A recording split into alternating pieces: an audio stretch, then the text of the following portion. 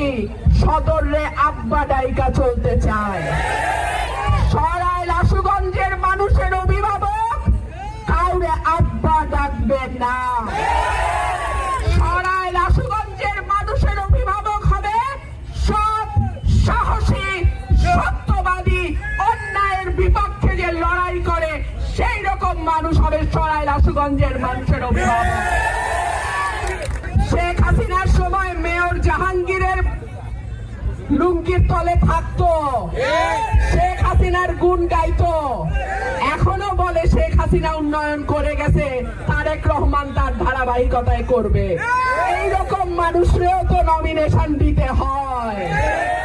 আফসোস লাগে এত বড় দল প্রার্থী খুঁজে পাইল না। যাই হোক, দল গোলামি করতে পারে,